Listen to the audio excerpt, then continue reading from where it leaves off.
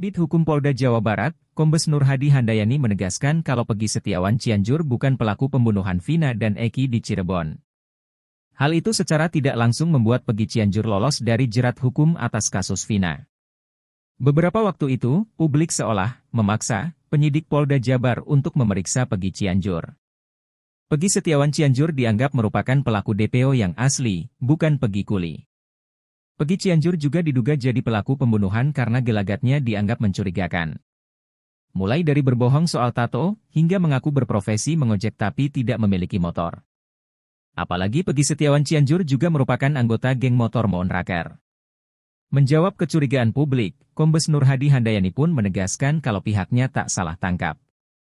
Peggy Setiawan yang berprofesi kuli diyakini benar-benar tersangka pembunuhan Vina Cirebon. Peggy yang dimaksud Polda Jabar adalah itu Peggy Kuli, bukan Peggy-Peggy yang lain, katanya usai sidang pra-peradilan dengan agenda menjawab gugatan dari tim kuasa hukum Peggy Setiawan, di PN Bandung, Senin, 2 Juli 2024. Nur Hadi juga menegaskan bahwa Peggy Cianjur tidak terlibat sama sekali. Mohon maaf yaitu kemarin ada Peggy di mana tuh, Cianjur, takutnya nanti ada Peggy mana lagi tuh. Kasihan kan mereka-mereka orang-orang yang ada namanya Peggy, jelas dia.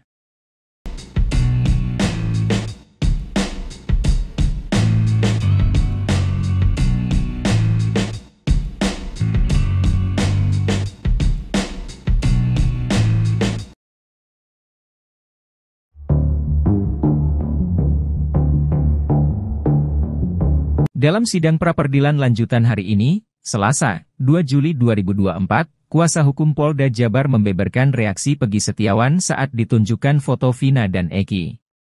Adapun, agenda sidang hari ini adalah mendengarkan jawaban dari Polda Jabar selaku termohon atas gugatan tim kuasa hukum Peggy.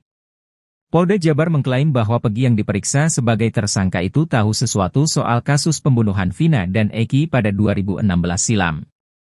Pasalnya, saat diperiksa dan Polda Jabar menunjukkan foto Vina dan Eki, Peggy menunjukkan perubahan emosi. Ada perubahan reaksi emosi di saat kami memperlihatkan secara tiba-tiba dan cepat foto korban Eki ataupun Vina, ungkap kuasa hukum Polda Jabar, saat membacakan jawabannya di Pengadilan Negeri Bandung, Selasa.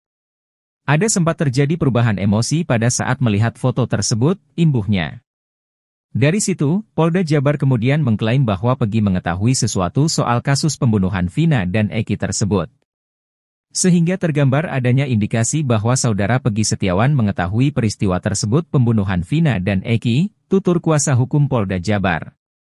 Kendati demikian, kuasa hukum Polda Jabar mengatakan, pihaknya masih akan melakukan pemeriksaan lebih lanjut lagi guna mengetahui secara mendalam hal tersebut.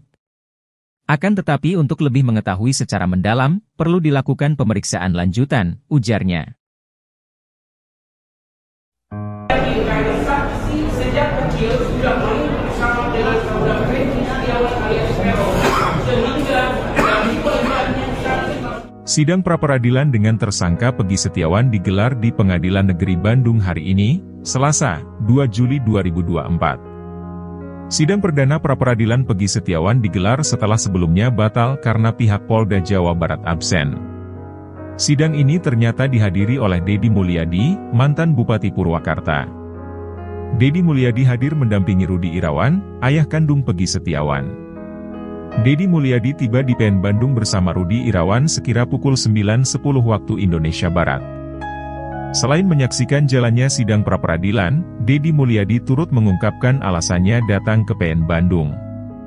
Bahkan, dirinya berharap jika sidang pra-peradilan hari ini dapat menghasilkan putusan yang objektif, sehingga publik bisa mendapatkan kepastian dan keadilan hukum di Indonesia. Sejak kecil sudah main bersama dengan saudara Peggy Setiawan alias Peron, sehingga dari pelajarannya saudara Peggy alias Peron memiliki tato di tangan kanan. Kalau tidak salah gambar bintang, bahwa pada saat saudara Peggy alias Peron datang ke depan SMP di sebelah jalan Perjuangan Pesantren dengan menggunakan strategi kendaraan warna biru, langsung memarkirkan kendaraannya di dalam gang.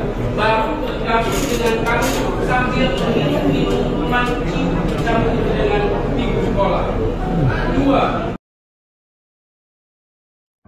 4 orang bernama Peggy Setiawan didesak ikut diperiksa dalam kasus Vina Cirebon. Desakan tersebut datang dari kuasa hukum Peggy Setiawan. Yakin Peggy Setiawan jadi korban salah tangkap di kasus Vina Cirebon, pengacara juga tantang Polda Jabar beberkan alat bukti. Pengacara, Insang Nasruddin meminta agar Polda Jabar membebaskan Peggy Setiawan jika tidak mampu memperlihatkan 2 alat bukti yang sah ketika menetapkan status tersangka terhadap kliennya dalam kasus pembunuhan Vina dan Eki di Cirebon pada tahun 2016 lalu. Awalnya, Nasruddin mengungkapkan bahwa penetapan Peggy Setiawan menjadi tersangka oleh Polda Jabar adalah salah sasaran. Kemudian, Nasruddin juga menyebut Polda Jabar tidak memiliki 2 alat bukti yang sah di mana menjadi syarat penetapan tersangka terhadap Peggy Setiawan. Namun, jika memang Polda Jabar memiliki 2 alat bukti yang sah tersebut, maka perlu diuji lagi dalam sidang pra-peradilan ini. Nasruddin menjelaskan bahwa tujuan dalam sidang pra-peradilan ini adalah pemeriksaan formil dan salah satunya adalah terkait keabsahan 2 alat bukti dalam penetapan tersangka terhadap seorang yang tertuang dalam pasal 184 KUHP. Sehingga, jika Polda Jabar tidak mampu membuktikan 2 alat bukti yang relevan dan sah, maka Nasruddin meminta kliennya dibebaskan. Kendati demikian, Nasruddin mengungkapkan pihaknya belum mengetahui 2 alat bukti yang dimiliki oleh Polda Jabar untuk menetapkan Peggy Setiawan sebagai tersangka kasus Vina. Namun, dia menilai penetapan tersangka terhadap Peggy tidak dilandasi bukti seperti saksi. Selain itu, kuasa hukum Peggy Setiawan menuntut supaya 4 orang bernama Peggy Setiawan yang sama dengan nama kliennya tersebut diperiksa. Desakan pemeriksaan 4 orang bernama Peggy Setiawan diungkapkan setelah sidang pra-peradilan pada Senin, 1 Juli 2024, di Pengadilan Negeri Bandung. Disebutkan, adanya 5 nama Peggy Setiawan tersebut pernah diungkapkan oleh Komisioner Kompolnas. Saat itu Kompolnas menjelaskan, penyidik di Treskrimum Polda Jabar mengantongi 5 nama Peggy Setiawan. Sebaliknya, jika penyidik tidak berani melakukan itu, maka pengacara menuntut agar penyidik memperlakukan Peggy Setiawan kliennya sama seperti 4 Peggy lain. Dalam gugatannya, tim kuasa hukum Peggy Setiawan memastikan penyidik Polda Jabar error in persona atau salah orang saat menangkap dan menetapkan sang kuli bangunan itu sebagai tersangka. Menurutnya, Peggy alias Perong memiliki ciri-ciri yang jauh berbeda dengan Peggy Setiawan. Peggy alias Perong dicirikan berambut keriting, sementara Peggy Setiawan tidak. Begitu juga dengan tinggi badan Peggy alias Perong yang lebih pendek dibandingkan Peggy Setiawan. Di bagian lain, Tony RM, kuasa hukum lainnya, mengatakan, seharusnya penyidik tidak langsung menangkap Peggy Setiawan. Sesuai ketentuan, penyidik harus lebih dulu melakukan pemanggilan dan pemeriksaan dahulu. Setelah ditemukan 2 alat bukti yang kuat dan mengarah ke Peggy Setiawan, barulah ditetapkan tersangka. Namun yang terjadi, penyidik tidak melakukan itu, tapi langsung menangkap dan menetapkan tersangka. Di bagian lain, kuasa hukum Polda Jabar yang diwakili Kabid Hukum, Kombes Nur Hadi Handayani mengatakan, hak pemohon mengatakan bahwa pihaknya tidak cukup alat bukti menetapkan Peggy Setiawan. Dikatakan Nur Hadi, di sidang besok, 2 Juli 2024, pihaknya akan memberikan jawaban atas dalil-dalil gugatan pemohon. Selanjutnya, pihaknya siap membeberkan alat bukti dan keterangan ahli.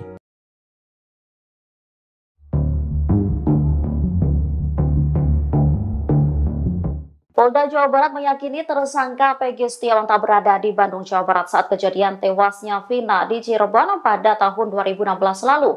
Kepolisian lantas mengungkap bukti yang mematahkan pernyataan kuasa hukum Peggy. Kuasa hukum Peggy awalnya menyebut jika kliennya berada di Bandung saat insiden pembunuhan terjadi.